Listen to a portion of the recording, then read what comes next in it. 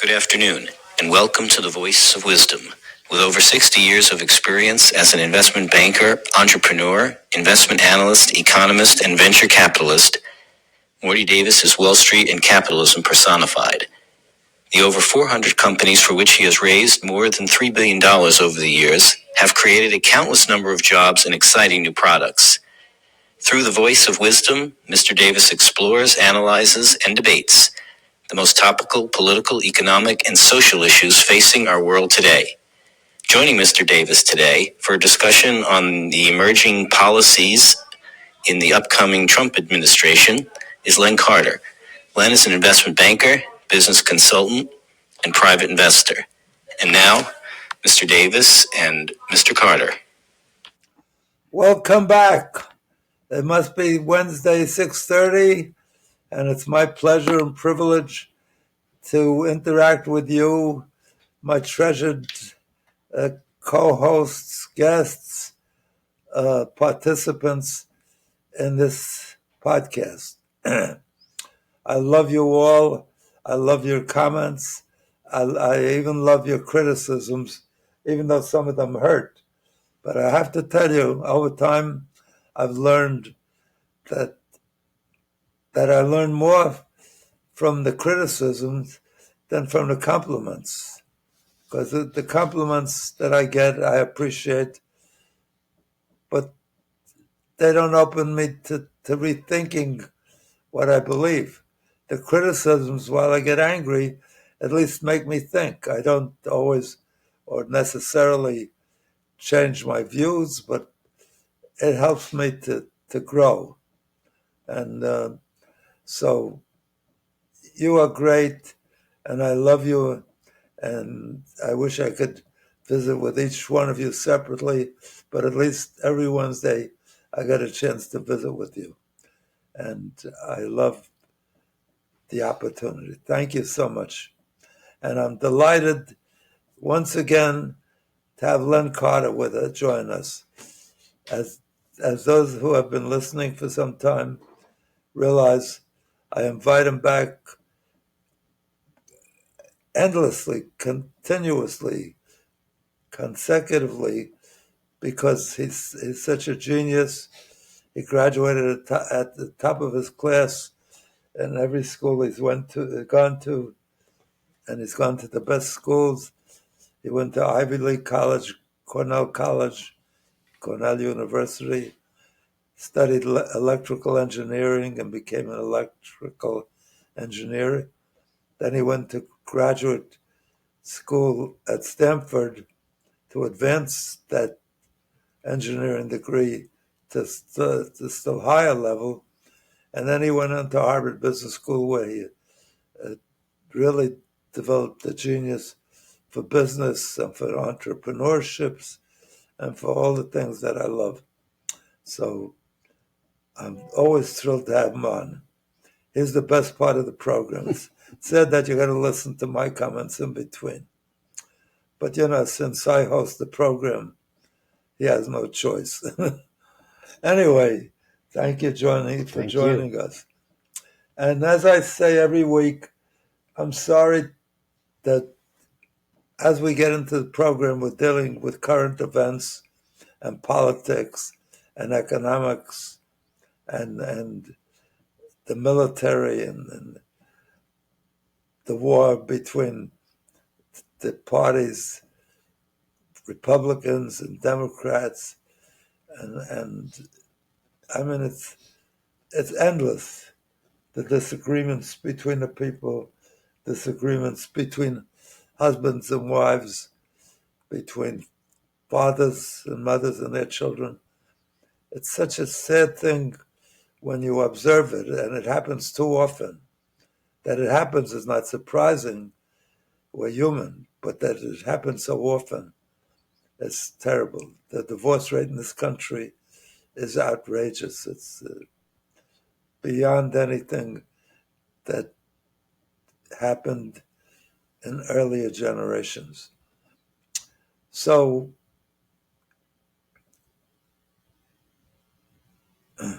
since it's inevitably the news it's only news because it's tragic, it's hurtful, it's depressing. It's how many people got killed in wars, and our soldiers and the enemy's soldiers. They're called enemies. Why are they enemies? I don't know. The same young people that would be best friends maybe and working together to make new inventions and new advances in our lives, in the quality of our lives, are now urged to kill each other as fast as they can, or as fast as we can help them to do it. So, but that's the news. So before we get on to what's inevitably going to be depressing, if we handle it at best, it's depressing. And at worst, it's a lot worse. I don't know what's worse than depressing, except I hate to tell you how many people commit suicide after they listen to this program. No, I'm just kidding. But it really is depressing. So I like to give you something that was the motive of my writing this book with my daughter. Happiness guaranteed or your misery back. And the subtitle is at the bottom of the page is how to be happy no matter what. And it's 365 pages, one page for every day of the week, a year, well, of the week too, but of the year, 365 days. And it gives you ideas of how to avoid being depressed, how to avoid get into a mood for what is it called, a rump? Slump. Yeah. Anyway, there's another word even similar to slump that gets you down and Funk. Funk, yeah, that's it. Funk. If you take out the N, it's even it's a word. No, just take out the N, and it's anyway. You know the word if you know how to spell funk, and can get you back into a decent mood and even a good mood, hopefully. So to launch the program at the initial stage, I want to give you one of those ideas. First of all, the first best idea is to go out and get the book. Not that I need the sale, because every penny that comes in on the sale of the book, I give to charity, to useful charity, to needy charities, to charities that you yourself would like to give. So I take that money and recycle back to positive things in our society to hopefully make other people happier, raise their level of happiness. But it's the kind of book that helps you be happy, and I want the world, I want to make all of my listeners happy, every member of my community, every member of my country, every inhabitant of my country, and actually every human being and every inhabitant of our universe, of the people on our earth. So, and this book serves to accomplish that. I know that because people call me up all the time who have purchased it or received it as a gift or in any way had access to it, borrowed it from a friend or was offered to be lent by a friend. So, and I have never gotten one really complaint or negative feedback, including one from one chief executive of a Fortune 100 company, one of the biggest companies, who gives away thousands of gifts every year, Christmas gifts, Hanukkah gifts, birthday gifts, every kind of. And he said he's never had such a good response, because at best, most of the time, he gets a call, thank you, or most of the time, just not even that much. And in this case, he's calling me up to tell me that the people that receive it weeks later, months later, are calling him, thank you, it's made a difference. I read 1 page a day with my wife and my kids. The first time I turned off the TV to read them a page, I liked it so much. They said, Dad, don't turn off the TV, that's our favorite station. I said, I'll record it for you. I just want you to listen to this 1 page. And since then, we made it a tradition that before we go to dinner, I read him a page and we discuss it. So he said it's so useful, and people remember that he was the one that gave him the gift. The other gifts, they don't remember how they got it, who gave it to them, and so forth. So this week I want to tell you, again, the minute you go into a funk and start thinking negative things, your depression, your disappointments, your failures, your anger with people that screwed you, your bitterness over something that went wrong, your hurtfulness about some terrible event that occurred in your life, some unavoidable tragedy. And that's the way we are as human beings. Somehow, for some reason, our brain drags us back to those issues. It overwhelms us. And we can't avoid it. It's kind of really outrageous that if you visit a great vacation resort and you had the worst time ever, everything went wrong, and you got so sunburned, you spent the whole vacation putting on creams and calling the doctor, or you broke your leg skiing or what, you would never go back to that place again. Do the same thing with negative thoughts and negative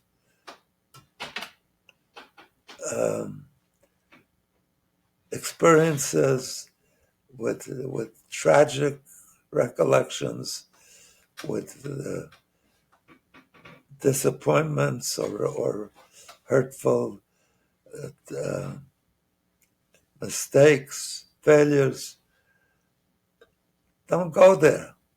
I repeat weekly, the way to do that, whenever you get into such a funk, shift gears immediately.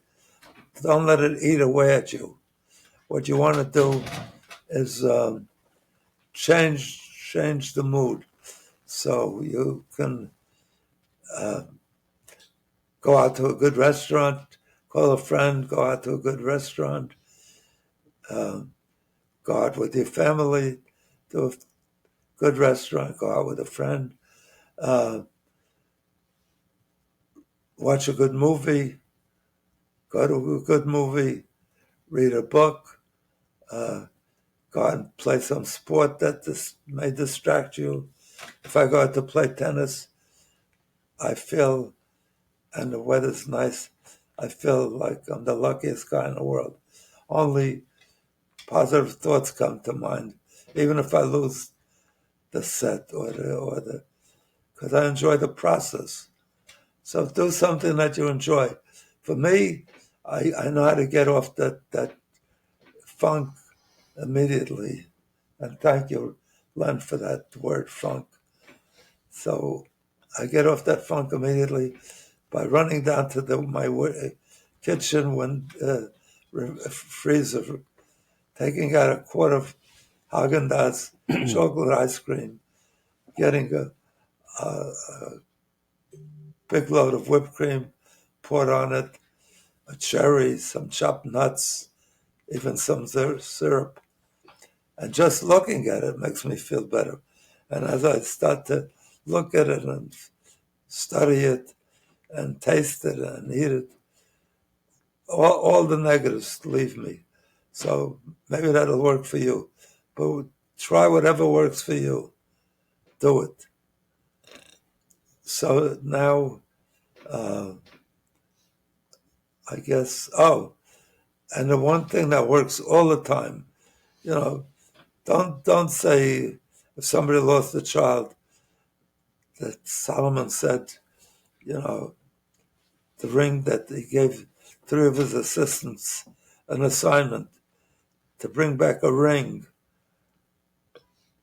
that would motivate him to point them, would give him an incentive in life to make them his second in command, or first in command above himself, King Solomon.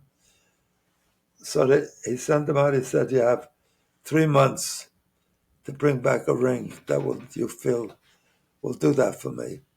So the first guy came back, and he brought him the most beautiful diamond, the biggest diamond in the world. And he said, "I had to go all over to look for this, pay a big price. But for you, my king, this is what I feel would make you feel good for the rest of your days, whenever you look at it." He said, "Thank you. It really is amazing, and I appreciate it." Then the second one comes back with an even prettier ring, with a diamond not as big, but surrounded by every kind of jewel. I don't know the names of all the jewelry, but it's stones, sapphires, and anyway, off the top of my head, I can't think. The red stones, the green stones, the blue stones, and it was so beautiful. And he said, "My God, I never saw such a pretty thing that shines so well, so much. Thank you so much." And he says, "For my king that I love so much, I had to find the best thing that I could find in the world." And the last guy comes back, and he has a plain gold ring, nice, but all gold. And he gives it to the king, and the king says, "Is this a joke?" As King Solomon says, "Is this a joke? What about this ring is so incentivizing, so uplifting?" And then the guy says, "Well, look at the message inside." And the message is, Gamze Yavor in Hebrew. This too shall pass. That means whatever you're going through now, just remember it's very temporary, and it will pass. Even if you lose a child, even if it won't ever totally disappear, it'll be a scar.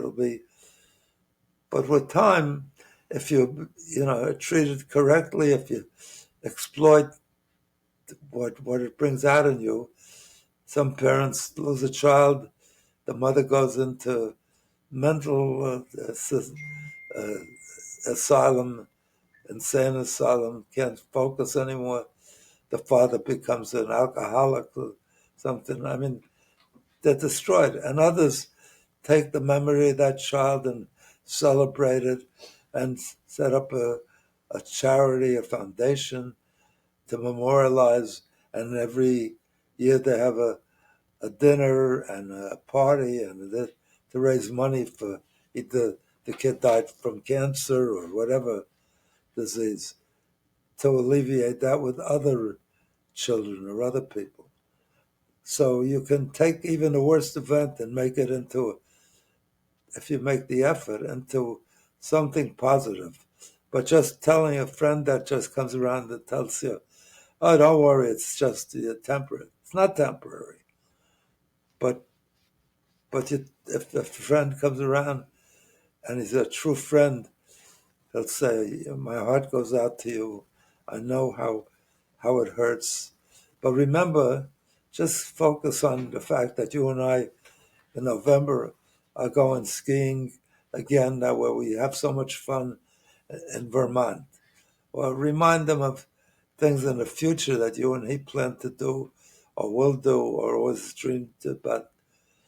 So don't say this, don't get him over this thing by saying this should too shall pass. But anyway, that statement is has a short phrase, but it's a great deal of wisdom because it is true.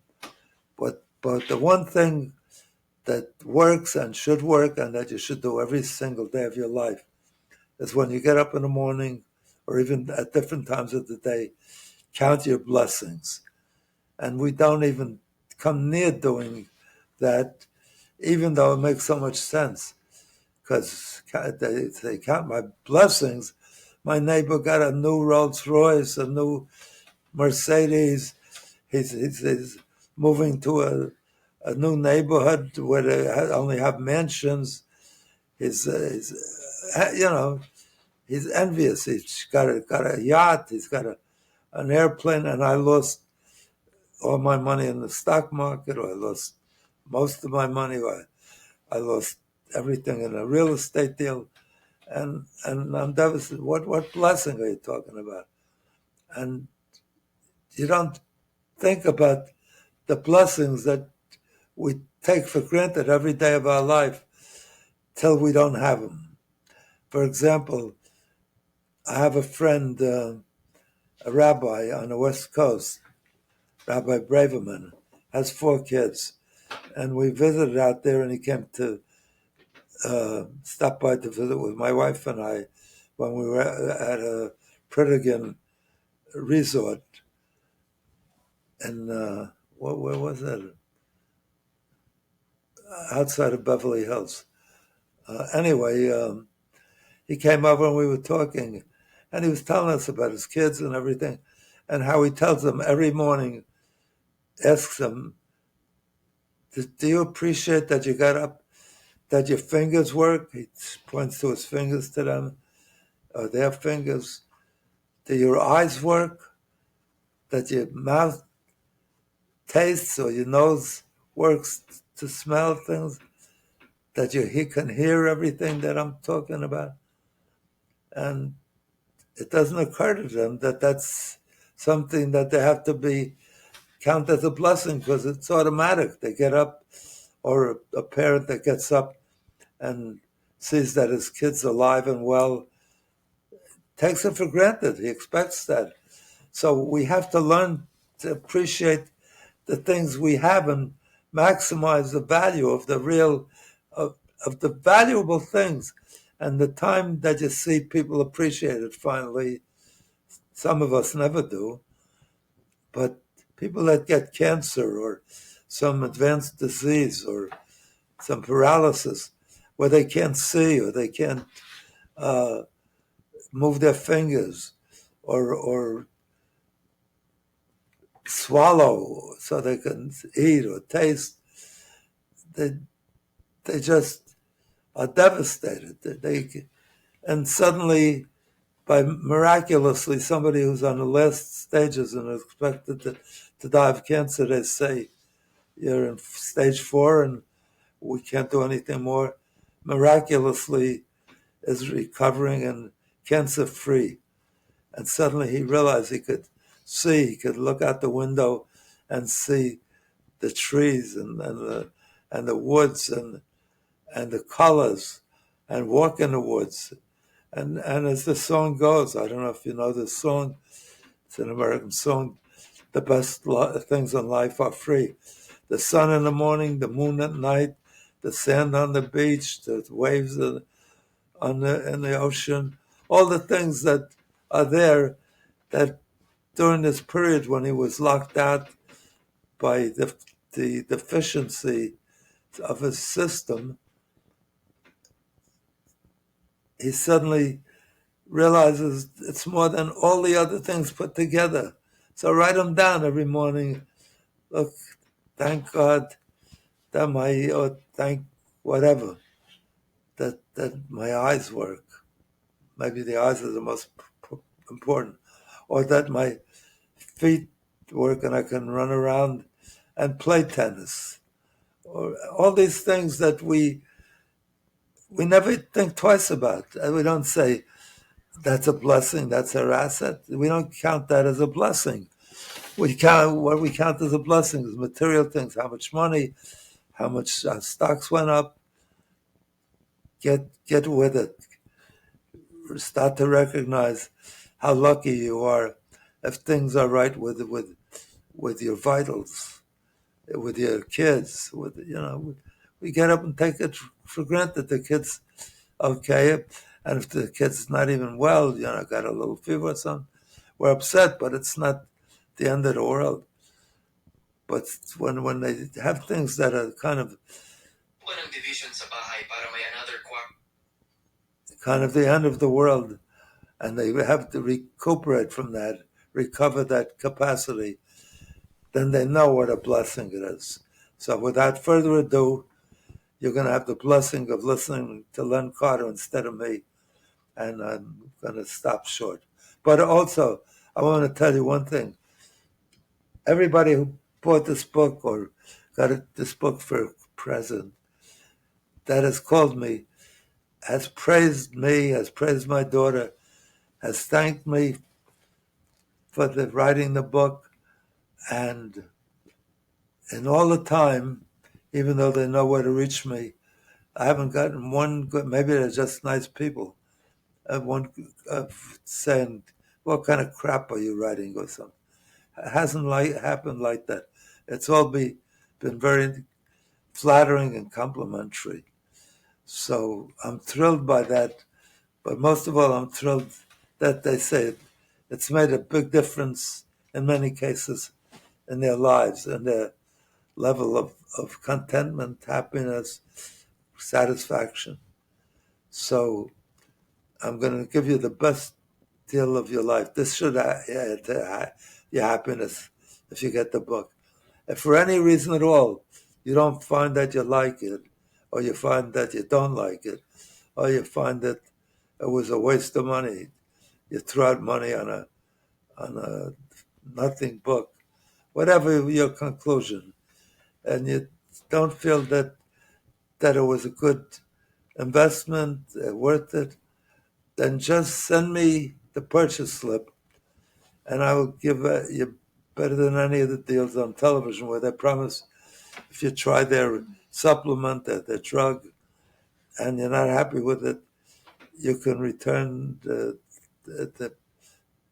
bottle, you can return the the contents in the bottle, or even keep it all and just return the purchase charge, the purchase bill that they paid, and they promised to get immediately have their investment, whatever they laid out, sent back to them. I'm going to give you a better deal than that. I'm saying if you buy this book and have any negative thought, inclinations about it, any disappointments, you don't even have to send back the book. You can keep it. Just send back the purchase slip, and I'll send you back double your purchase price. You never had a better deal than that. But don't take advantage of it and buy 400 books and get double the purchase price back. I'm not looking to make you rich. I'm making sure that you're not hurt in any way or feel less well because you bought this book. Len, why don't you, before I use up all the good time, have you give my cohorts, my mates, I once was watching a tennis match at Grossinger's Hotel. That's a great hotel that once existed in the Catskills, for those of you who are too young. And there was a good-looking tennis player and a court player and somebody else. And a gorgeous young lady at the side of the courts who turned out was his girlfriend, as I spoke to her and telling her how beautiful she was and how lucky the player that was her boyfriend, so-called, was to have her. And she said, no, Australia, it's not like that. She says in Australia, it's first their beer, then their mites. For those of you that don't know Can't speak Australia, Australian. their mates, their mites, their beer, their mites, and then their women, then their girlfriends. So, but, I was using my judgment. I would have been elated with a girlfriend like that. Don't tell my wife. Shh. No, my wife was the best thing in the world. So sadly, I lost her 3 years ago. She used to do a program on radio with me called similarly The Voice of Wisdom. And then after years of joining me Saturday night to do that program and bringing me coffee and being supportive by being next to me there, she decided, why am I just doing errands like a servant? So she said, I'm going to speak up. And when she spoke up, I never got a word in edgewise. So after that it was called, no, she was great. And it was called Morty Davis, The Voice of Wisdom, and Rosie Davis, The Real Voice or The Voice of Real Wisdom. So anyway, The Voice of Real Wisdom has left this aggravating world for a better world, hopefully. And about 3 years ago, that was. There isn't a day that passes that I don't think of her, and she's always in my presence because I have a frame that keeps running in front of me in the kitchen table as I eat breakfast, or in the living room, the dining room table, of her doing different things, or her doing things together. It's so inspiring and so uplifting, and I fall in love with her again each time.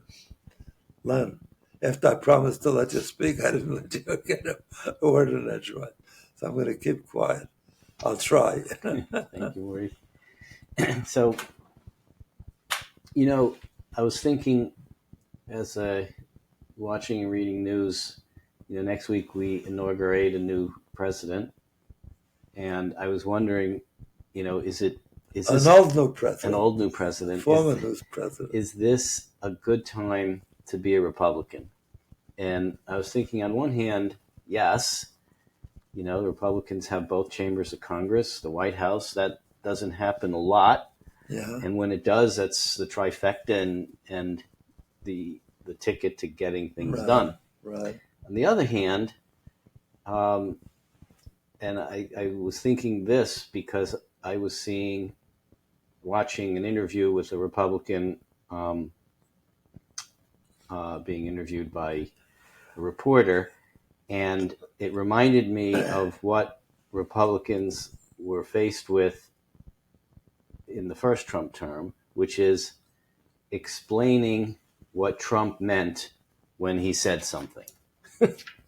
and whether or not he really didn't mean it, and whether or not he was kidding, and what he really meant was.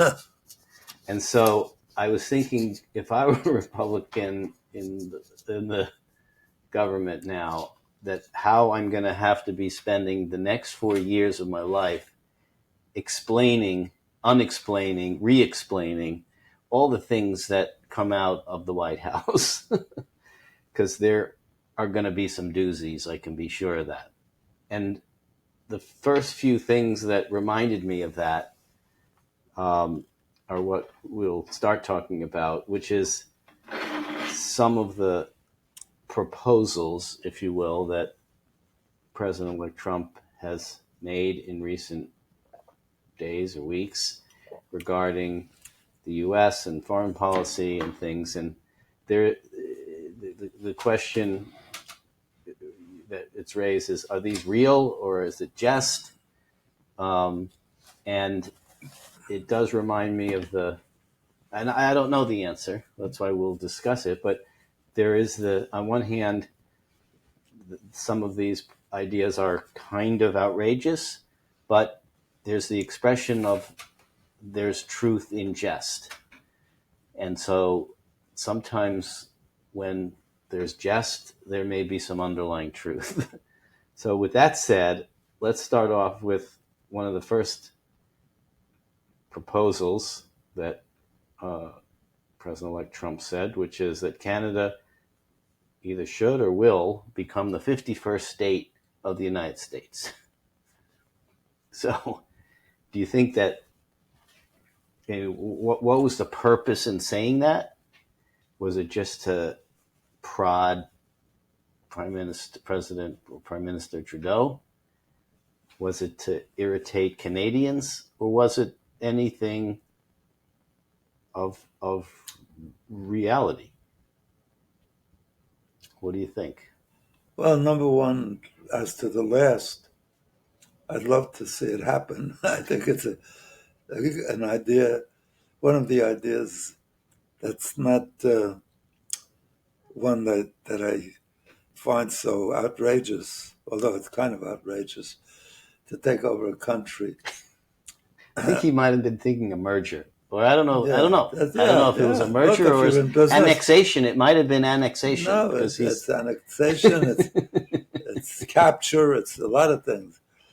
But, he would even make it positive. They'd be off the tariffs and they'd get lots of benefits.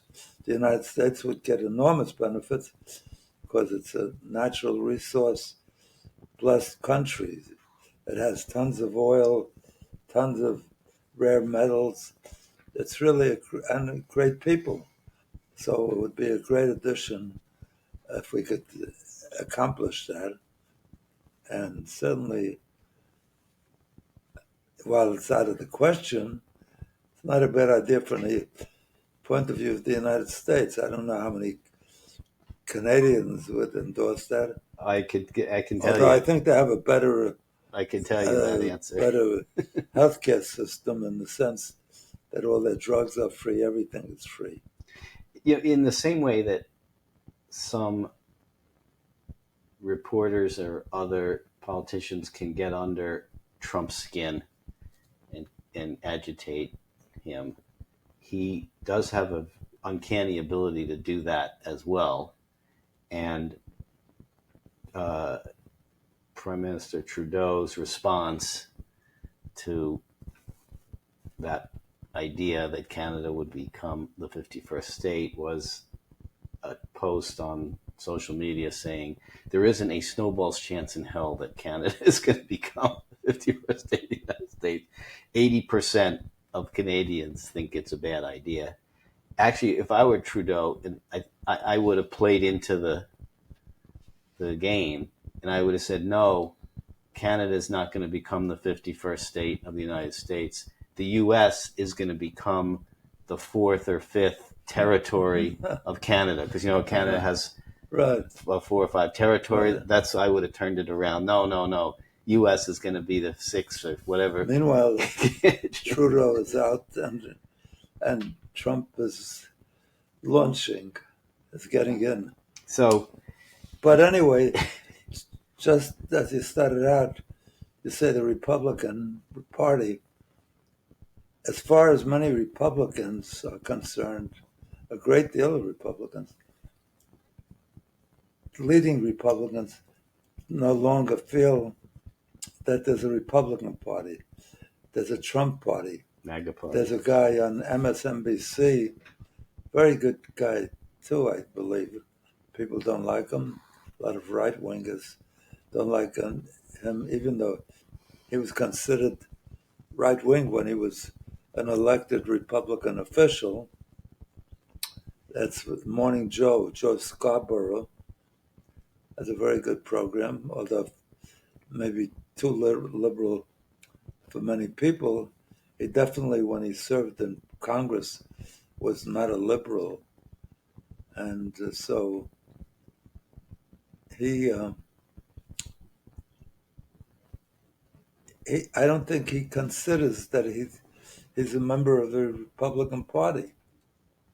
You know, what the guy, who was that said, I'm not a member of a party? Famous, very, very funny statement about being a member of a party. Reagan said he didn't leave the Democratic Party. The Democratic Party left him. That's one thing. I think a lot of people may feel the same with the Republican Party in terms of its historical values on conservatism and fiscal. That wasn't the one I had in mind, but that's true. But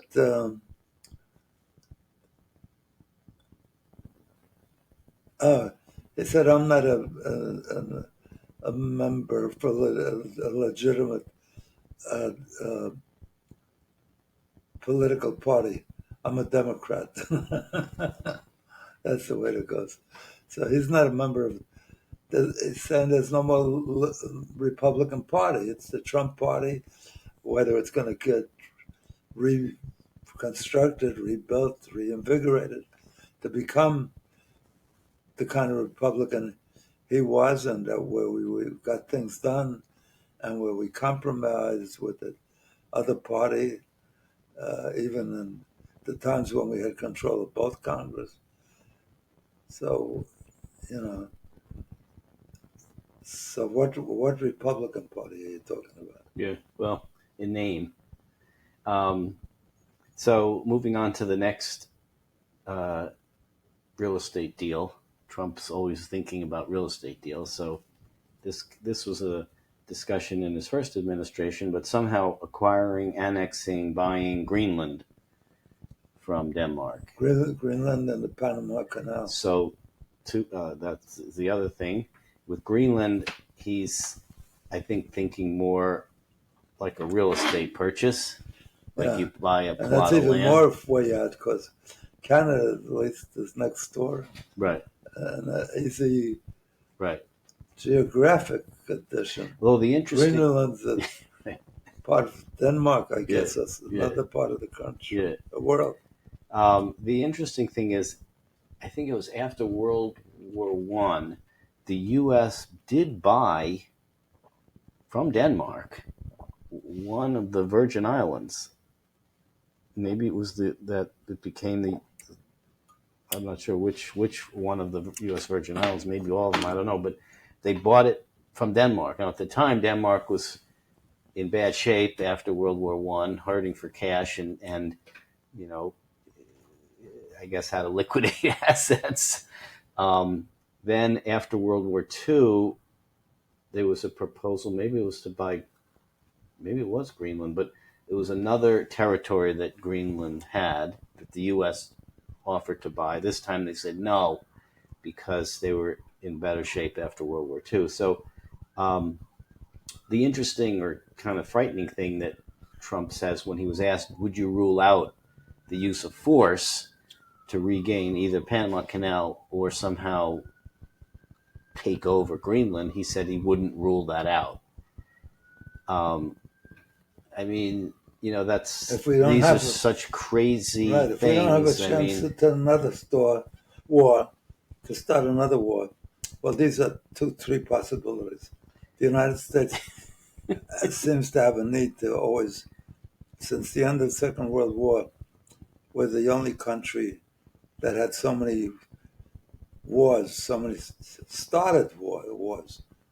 I mean, wars that to this day are unexplainable in the terms of our being so involved or involved at all. Nobody could tell me the rationale for our being in Vietnam and losing such a 55,000 Americans and how many crippled are going to be in veterans hospitals that we're going to be paying for, and they're going to be suffering for the next 40, 50 years still. So the cost of the monetary cost and the not punishment cost, but the decimation cost to people that weren't killed is beyond measurement. It's horrendous. So here's how Republicans or Trump defenders defend his statements about Greenland and Panama is they say, well, that's not really going to happen, but he's raising an important issue because the security of that area of the country, of the world, Greenland, Iceland area, is something that's important for the security and stability of the whole world. See how much he cares? Right. And with regard to Panama, Trump says it's run by China, and that's bad. And they use it much more than we do. Right. Now, it turns out that that the port is, I think, under some contractual operating agreement with a Chinese company to operate the Panama Canal. Doesn't mean they own it. But there have been cases I where think we sold it to Panama for $1. over Jimmy Carter sold it to them. well, I think that was part of the original arrangement from the very beginning, is that it would be turned over. We built it and rightfully, on that basis, would have some claim to it. Well, I think But we did. Well, I mean, it was built in the early 1900s, and whatever rights. I mean, it was a deal, right? It was a real estate deal. They paid us $1, and we're prepared to give them back $1.50 or more. They'd have a profit. So, in terms of China running it, China ran. I don't know if it still does, but it ran the port of L.A. at one point. It didn't own the port. It was under an agreement to run it. So, whether that's a good thing or a bad thing that a foreign country is running a port like that, I think that's the defense that people offer Trump is, well, he's raising important issues that adversaries like China have this undue influence in important strategic things like the Panama Canal, and that's bad for the U.S. We need to address that. So Trump makes it an issue by throwing out these ideas like we're going to annex it back. Yeah. But what they say is, well, what he really means is, again, back to what he really means is we need to focus on this issue that China has too much influence in Panama. He doesn't mean we're going to take it or annex it or send troops in, or he doesn't mean that. What he means is we need to address this strategic economic issue, which is how this foreign adversary is running, controlling, and influencing the Panama Canal. You buy that? Do I buy that? I think he means what he says. The good thing about Trump is whatever he said, whether it's logical, true, the lie, he means it. Anything, which thing that he said didn't he follow up on? Almost everything. So you think he'll send troops to Panama to somehow It depends forcibly on his inclination at the time. Yes, I think it would.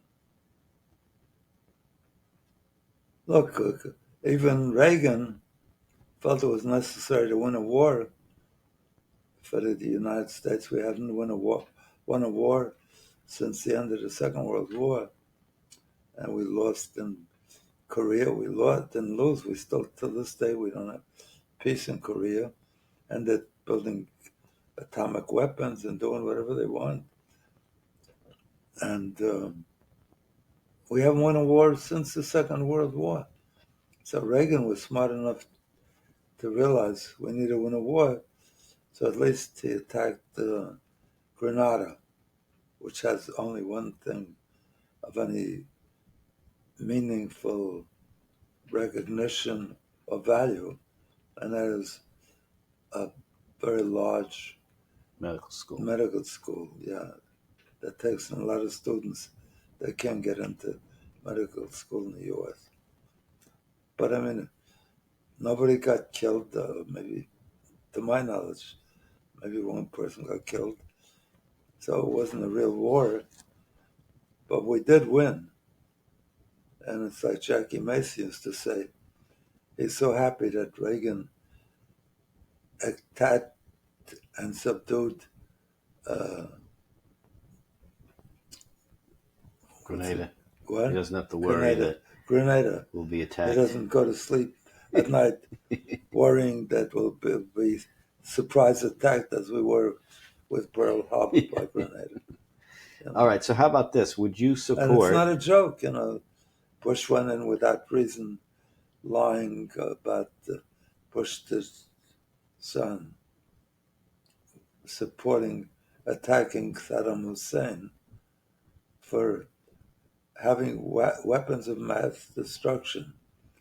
He didn't even ask him, please destroy it. We'll have somebody come in and watch you destroy it.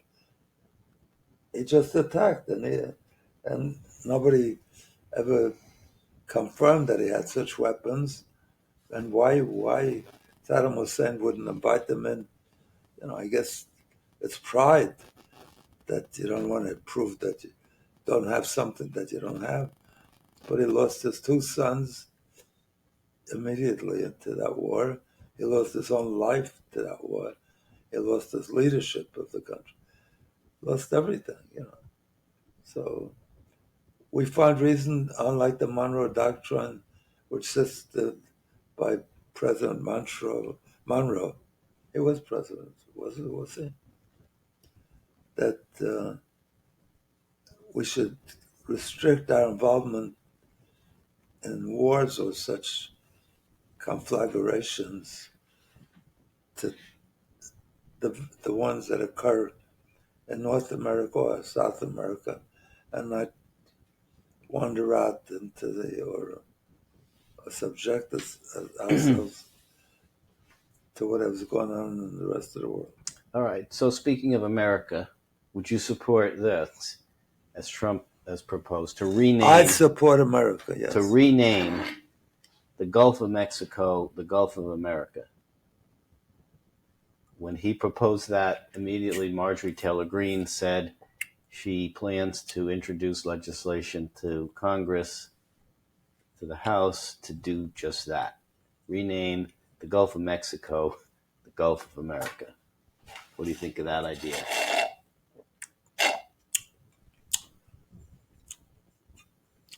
I don't know what provoked that.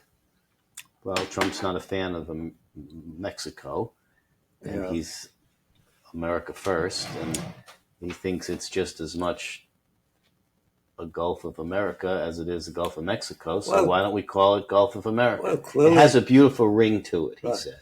Clearly the Republican tendency, as we saw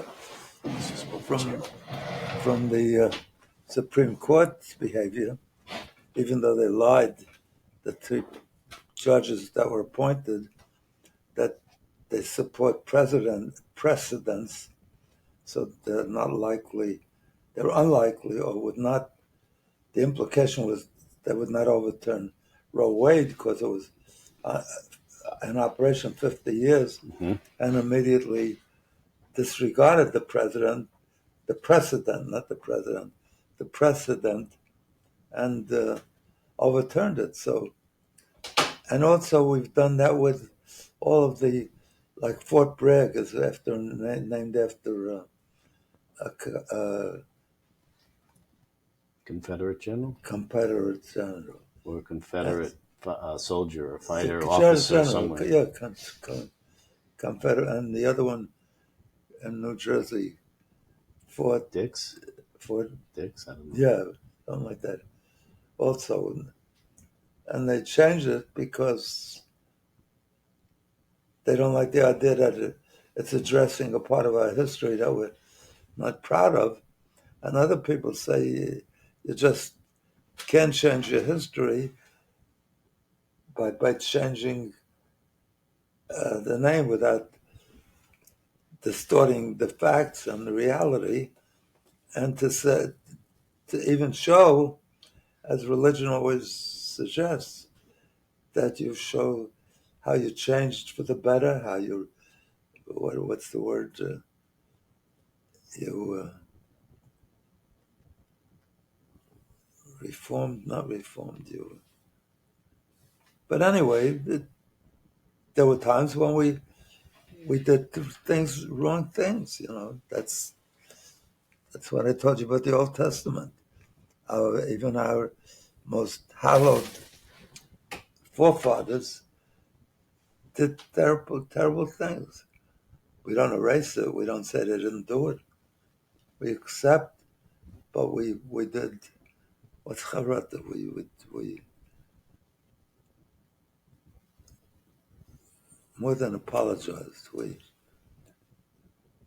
subsequently dramatically at high cost, including many deaths, corrected what we think was wrong behavior.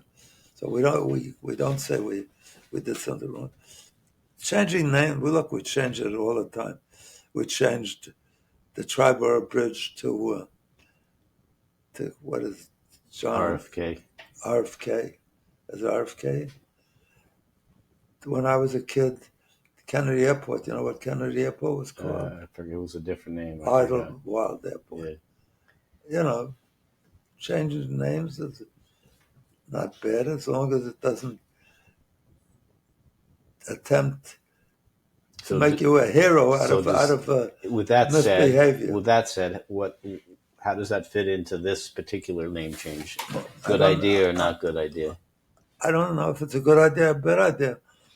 If somebody makes a case that it's more comprehensive, it doesn't hurt anybody. I mean, I think that's the I think doesn't Trump's hurt case anybody. is not as intellectually deep as that. No, but it doesn't hurt anybody. I don't. So, but let's say you're a congressman in the House, and this legislation comes before the House. Do you vote for it or not? If I wanted Trump's backing, I'd vote for it. It's a political thing. Yeah. No, I think that's true. There's no strong basis. Yeah. I don't know what. I think it's complete political. Yes, I'd agree. He comes up with, but one thing you got to admire, he comes up with new ideas that were never thought of before, whether you like the ideas or not. Yep. We just have a little time left, so let's talk about. You got a lot of time left. At my age, that's correct. Let's move. I have a little time left, and I hope I could spend it with you all on my podcasts. If not, I'm going to leave you Len Carter and my daughter. Let's continue my valiant efforts to make you happier and more informed. So let's move to the Middle East. That in the last week or so of the Biden administration, there's now talks of a hostage release deal, 33 hostages. Do you think that Trump had said a week or two ago, quote, all hell will break loose if the hostages in Gaza are not released by his inauguration day. And lo and behold, maybe that'll happen. Do you think that, I'm sure he will take credit. Do you think that some of this movement, or there's been no real hostage movement on negotiations for really since the first group was released like a year ago or so? Do you think that all hell is going to break loose had any influence on the hostage movement, in the same way that when Reagan came to office, the Iranian hostages were released like right before or right after he came to office, because he was coming in as a tough guy, and the people holding the hostages, in this case, same as Iran, might be thinking, let's not mess with this new sheriff in town. What do you think? I think that whole deal is so distorted and so incorrect. If you read about this war from day one, October 8th, and the attack by these terrorists and these vicious, inhuman guys, what they did to innocent, not warriors, not even grown civilians, but even children and young girls, raping them and killing them and killing so many. To me, this settlement, if it occurs, is a major loss for Israel. If they were doing very bad, if they were losing, I'm not privy to that, if they were losing people at an inordinate amount, but I think it's been so badly mishandled by the Israelis, and at least up to now, Netanyahu said, we're going to win this war, we're going to eliminate Hamas, to the point where they can't do it again. They do it recurrently. And even though Israel's supposed to have the greatest intelligence and everything, they got overconfident. It didn't happen. There's no reason to believe. It's outrageous. And it's not a settlement that helps Israel. And also from day one to pay that much attention to the hostages. I mean, it would be like if we stopped during the war with Hitler and said, time out, we want to get our soldiers back. So we'll stop fighting and you could keep bombing. It's not a settlement. Even now they say they want back Sinwar or something, who was the head, they want his body back. It's not and the Americans, Biden particularly, and Blinken, the Secretary of State, are so busy working for this deal that's negative for Israel. I don't understand why Israel doesn't do what you do in a war. Fight to get rid of the enemy. One, not to punish them, but to make sure it doesn't happen again. Because this way, they'll get they could always get new hostages. It's not and other people every day are sending their sons and daughters over there to be killed. Such handsome people. You said before that one thing that Trump does is he says what he means and is going to do. So what do you think is the hell that will break loose? Nobody knows. Nobody knows what's in hell. This story about the guy, a good guy comes to heaven, the Garden of Eden, the so-called paradise. And he goes up to the head of the paradise there. God put him in charge. And he says to that guy, I'd like to come in. He said, what's your name? And he tells him, he said, wait, I'll check your record. And he goes back, and in a minute, he says, oh, your record's great. You could come in, you could have anything you want, you could do anything. So he's pleased to hear that. He says, he sees one guy sitting there in the Garden of Eden and Paradise, and the dining room table is spread out. One guy sitting there eating cornflakes with milk. So I said, "What's this?" He said, "Well, that's the guy having the midday great meal we prepared for him. That's what you make for." He says, "Listen, for only one guy doesn't pay to cook."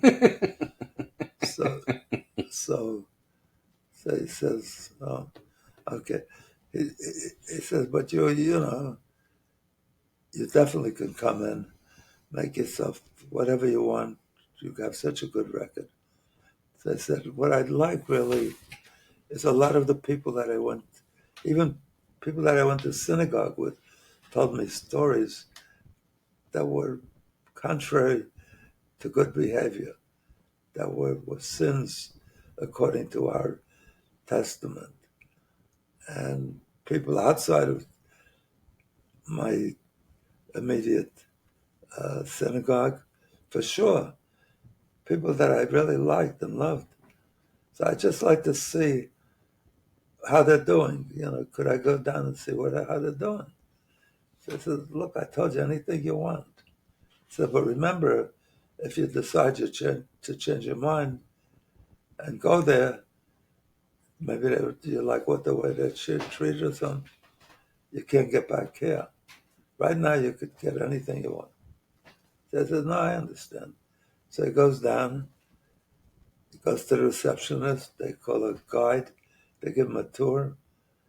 He never saw anything like it. There's a spread for lunch throughout the day, a smorgasbord, every kind of food, every kind of delicacy, every drink, every dessert. Wow. Then he goes a little further. Everybody's getting massages from females, from males, massages. Goes a little farther. There's a tennis court, a swimming pool, a golf course. He said, wow, this is fantastic. And he says, is this where all these guys, he gave them the names, some of the names. He says, yeah, they're part of this process. He says, okay. Goes back to Gan Eden, to paradise, and he says to the guy, if it's all the same to you, I went down there, I'd like to go there instead. He says, look, I told you, it's up to you. You got a record that entitles you to any wish that you want in post-life. So he says, I'd really like to go back there. So he goes back to the receptionist. He says, I'd like to stay here. Guy says, no problem. He calls over the guide, another guide.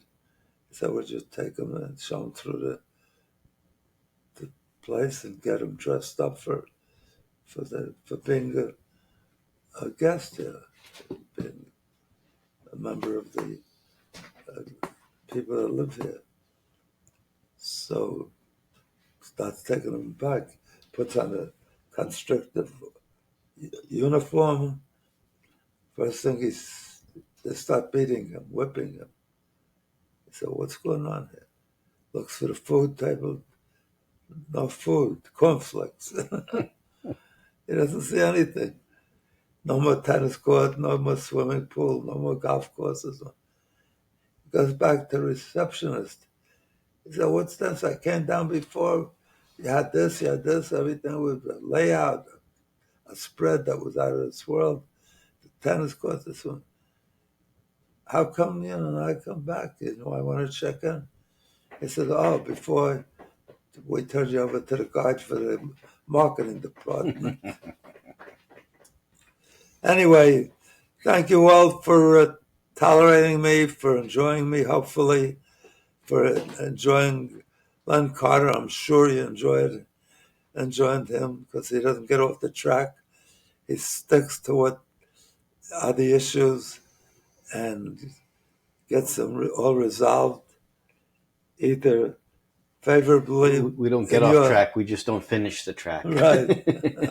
That's what next week's for. So anyway, I hope you enjoyed some of it, all of it, most of it, and find it entertaining and useful. So you come back next Wednesday and every Wednesday at 6:30. I love you. I wish you all the well in the world, everything wonderful in the world. Every day should be great, happy, and better than the day before until eternity. So at least till 120, you're 120, and then we'll negotiate for more. So again, I can't wish you anything better than that. I do wish that I could come over to each one of you and force you to adhere to the ideas I gave you on how to be happy and to buy this book that I think for sure will make you happy. It's got a great deal of humor, jokes. It's not hard to take. So with that, I'm going to sign off. I wish you everything great, you and all your loved ones, forever. Thank you. Have a great week. See you next Wednesday, 6:30. And hopefully we'll induce Len Carter to come back and join us again. Have a great week. I don't want to repeat myself. So God bless you and good night. Bye.